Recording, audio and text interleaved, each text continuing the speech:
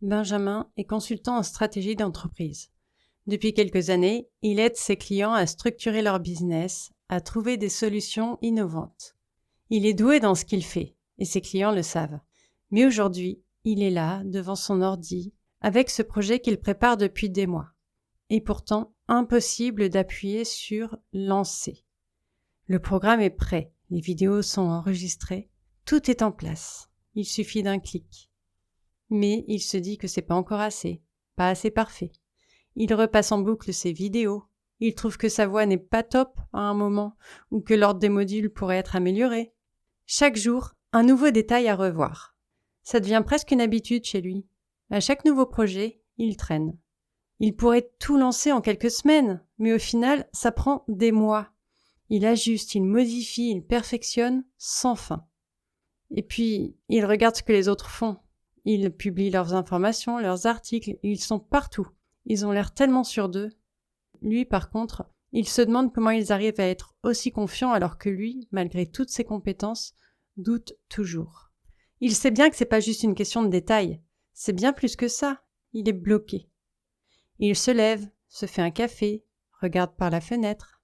C'est comme si il trouvait toujours une excuse pour ne pas se lancer. Pourtant, il veut réussir, vraiment. Mais il y a toujours cette petite voix qui lui dit que c'est pas le moment, qu'il pourrait faire mieux, qu'il est peut-être pas encore prêt. Et cette petite voix, elle ne le lâche jamais. Je suis Erika, coach en gestion des émotions et plus globalement en intelligence émotionnelle.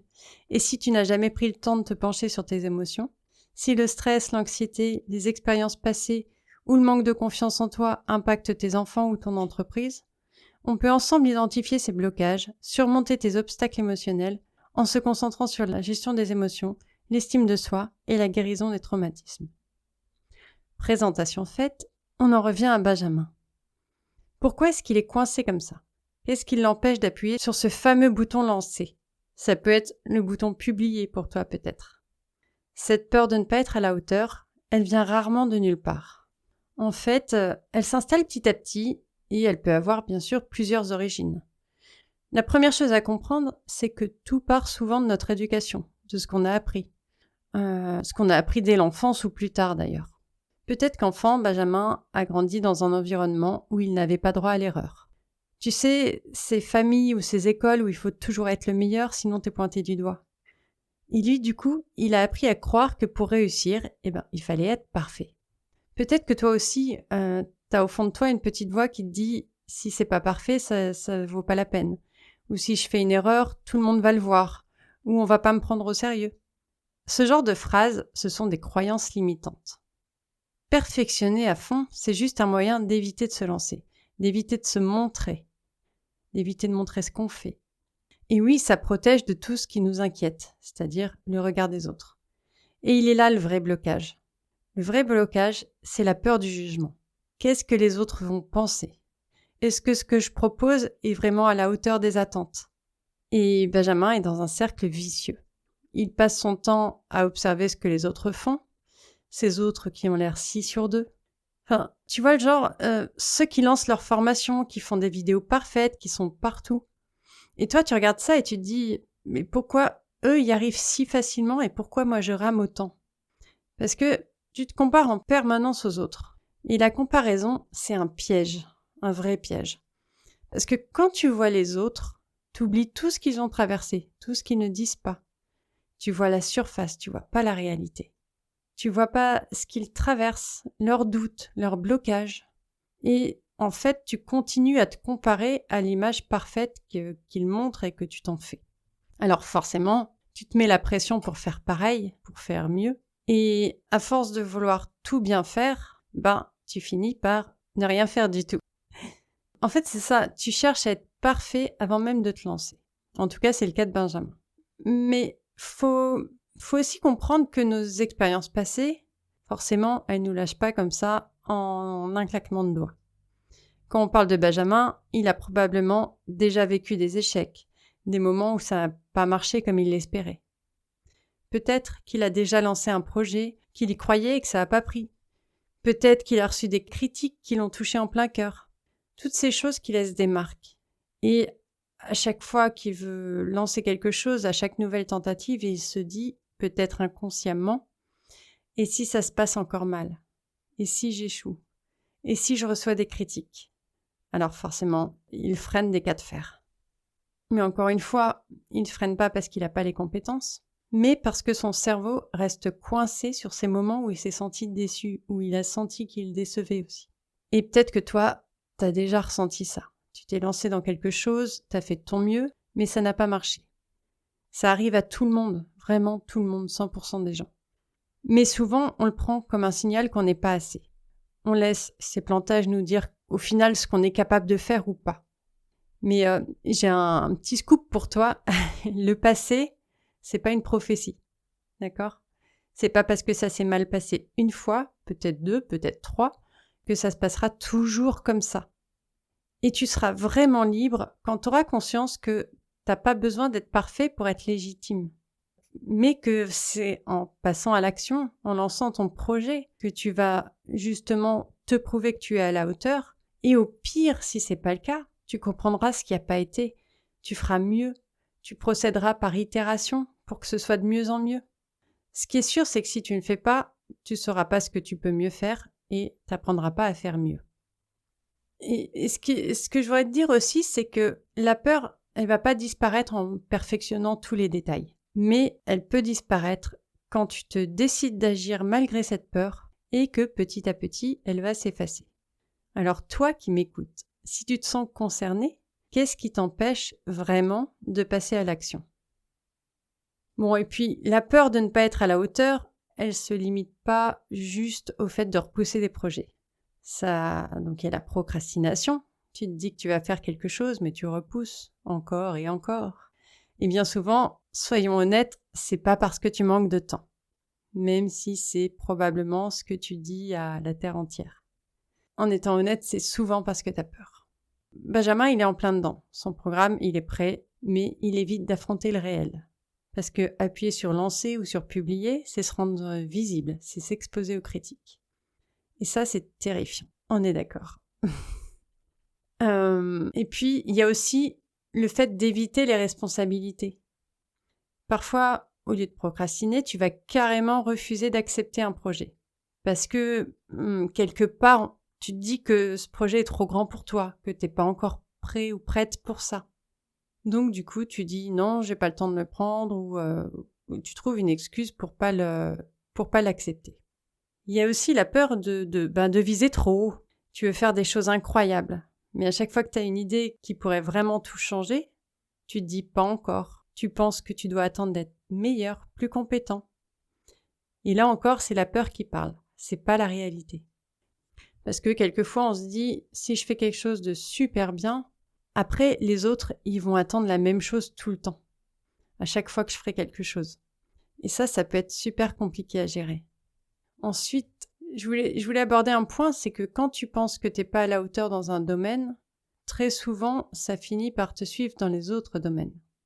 Peut-être que toi aussi, ça t'arrive de te demander si t'es assez bien pour les autres, que ce soit dans ton couple, avec tes amis ou avec ta famille. Tu fais des efforts pour plaire, tu fais des efforts pour répondre aux attentes des autres. Mais parfois, tu t'oublies toi-même dans ces efforts. Tu t'oublies par peur de ne pas être assez aimé ou être assez apprécié. Et donc, tu te suradaptes. Tu dis ce que les autres veulent entendre, tu fais en sorte de ne pas les décevoir. Mais plus tu fais ça, plus tu te perds. Tu t'effaces. Et en fait, tu sais plus vraiment ce que toi tu veux. Et j'ai envie de dire, pour les multipotentiels, c'est encore pire. Si tu touches à plusieurs domaines, t'as plein de passions, t'as plein d'intérêts, et au lieu de te sentir, on va dire, valorisé par cette richesse, pour moi c'est une richesse, tu dis que t'es pas assez expert dans chaque domaine. Alors tu continues d'apprendre, tu continues de te perfectionner, parce que tu penses que, pour être pris au sérieux, tu dois être irréprochable, tu dois être expert dans chaque domaine que tu touches. Et si toi qui m'écoutes, tu te sens concerné par la multipotentialité, je te rappelle que ta force, c'est justement ta diversité. Tu as cette capacité à jongler entre plusieurs choses, à t'intéresser à plusieurs choses, à parfois relier plusieurs choses. Et ça, c'est une vraie force. Dans tous les cas, ce qui compte, c'est pas d'être parfait. C'est d'oser avancer, même quand tu doutes. C'est là que tu es fort. C'est là que tu prends ton pouvoir. On a vu d'où vient cette peur, comment elle peut te bloquer. Et maintenant, on va parler de comment s'en libérer. Parce que oui, tu peux la dépasser, cette peur. Et ça commence par toujours la même chose, la reconnaître, mettre des mots dessus, l'accepter. Le plus souvent, on fait tout pour fuir nos peurs. On essaye de les éviter en espérant qu'elles finissent par disparaître. Mais tu le sais aussi bien que moi, ça marche pas comme ça. Tant que tu la refoules, elle reste là. Elle tourne en boucle dans ta tête. Ce qu'il faut, c'est apprendre à la reconnaître.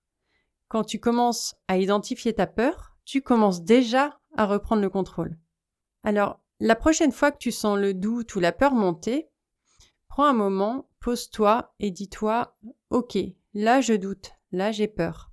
C'est ma peur de ne pas être à la hauteur, par exemple, qui revient. » Et te dire « C'est normal, tout le monde a des peurs. Le vrai problème, il est là, c'est quand tu fais semblant qu'elle n'existe pas. Parce que si tu fais semblant qu'elle n'existe pas, tu trouves des excuses, tu n'y fais pas face et donc tu n'avances pas et elles prennent le dessus. Tu te concentres sur d'autres choses qui n'ont rien à voir et qui ne te feront pas plus avancer. Tu te concentres sur ton manque de temps, tu te concentres sur le fait que c'est pas parfait. Et donc, tu mets ton énergie sur d'autres choses qui ne t'aideront pas plutôt que sur le point de douleur.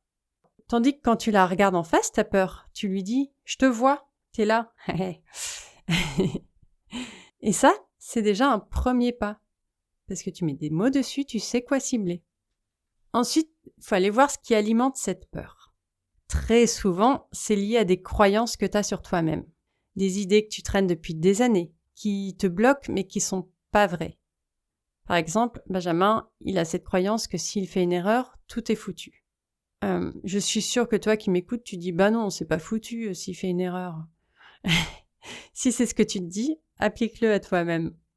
Ce que je te conseille de faire, c'est d'écrire ces croyances. Note ce que tu te dis à toi-même quand cette peur arrive.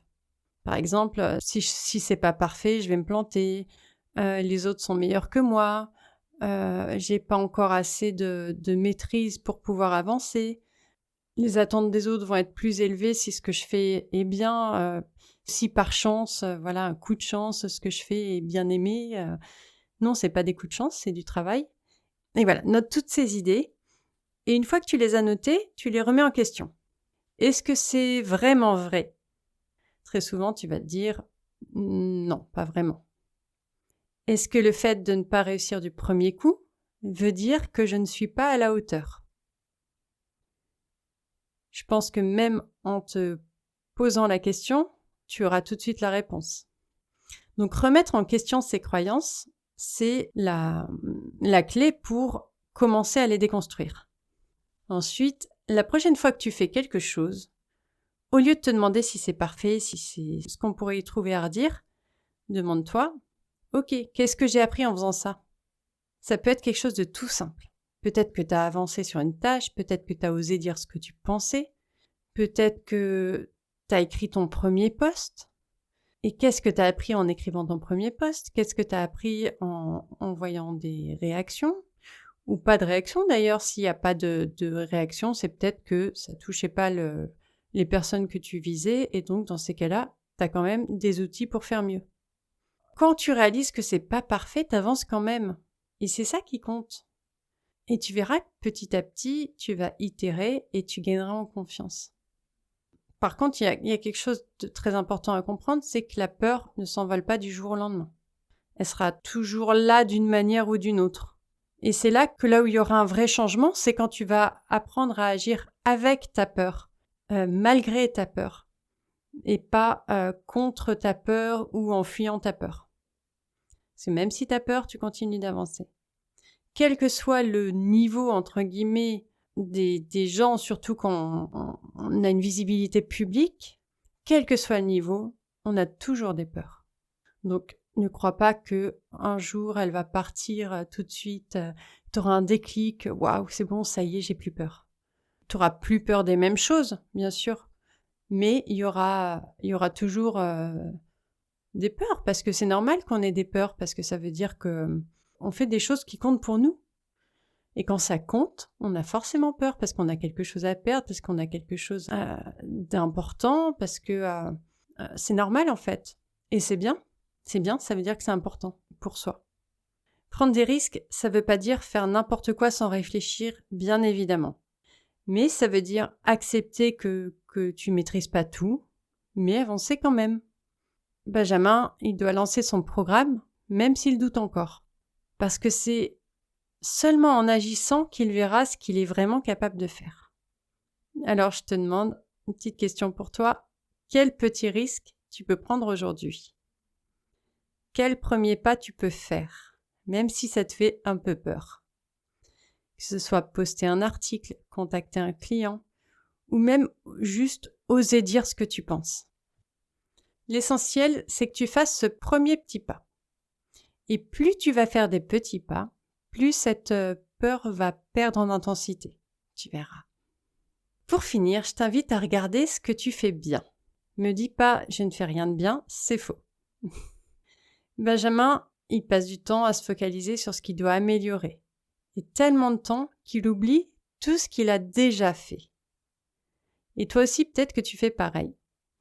Alors, prends une feuille, un temps calme, et fais la liste de tout ce que tu as réussi. Ça peut être des petites victoires, ça peut être des grandes, mais fais-le. Note tout ce que tu as déjà réussi et tout ce dont tu es fier. Parce que ces réussites, elles montrent que tu es déjà capable de faire des choses. Elles te rappellent que tu as déjà surmonté des difficultés et que tu peux continuer à le faire. En te concentrant sur tes forces, tu verras que cette peur, elle va commencer à s'effacer. Parce que, tout simplement, tu te rendras compte que non seulement tu es à la hauteur dans certains domaines ou dans certaines situations, mais aussi que tu l'as déjà été. Donc, le truc que je voudrais vraiment que tu retiennes de cet épisode, c'est que la peur n'a pas besoin de disparaître pour que tu avances. Il suffit d'en prendre conscience, de questionner ce qui la nourrit et de poser des actions, même petites, juste pour lui montrer qu'elle n'a plus le contrôle. Donc, on a vu plusieurs étapes pour la dépasser. Remettre en question tes croyances, arrêter de chercher la perfection à tout prix et surtout te concentrer sur le progrès, pas sur le fait d'être parfait. Parce qu'au bout du compte, c'est ça qui va te permettre d'avancer et de te prouver à toi-même que tu peux le faire. Et ce que je veux que tu retiennes aussi, c'est que personne ne te demande d'être parfait. Ou si quelqu'un te le demande, demande-toi si cette personne déjà l'est elle-même. Mais c'est pas ça qui compte. Ce qui compte, c'est d'avancer, même quand tu as des doutes, même quand la peur est là. Si tu dépasses ta peur, si tu fais ce premier pas, tu seras tellement fier de toi. Parce que c'est en avançant que tu vas construire ta confiance en toi, c'est pas en attendant d'être prêt ou prête. Alors donne-toi cette chance d'avancer un pas à la fois. Parce que je suis sûre qu'au fond, tu sais que t'en es capable. Donc avant de terminer cet épisode, je t'invite à prendre un moment maintenant pour réfléchir à un moment récent où la peur t'a freiné. Ça peut être dans un projet, une prise de décision, peu importe. Et demande-toi, qu'est-ce que je peux faire aujourd'hui? Quel petit truc je peux faire pour dépasser ce blocage? Une action toute simple. Et si tu sens que cette peur te bloque encore, que tu as besoin d'un coup de main pour avancer, je t'accompagnerai avec grand plaisir.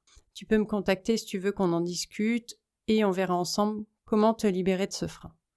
D'ici là, je te souhaite une très belle semaine. Je te dis à la semaine prochaine et je t'embrasse.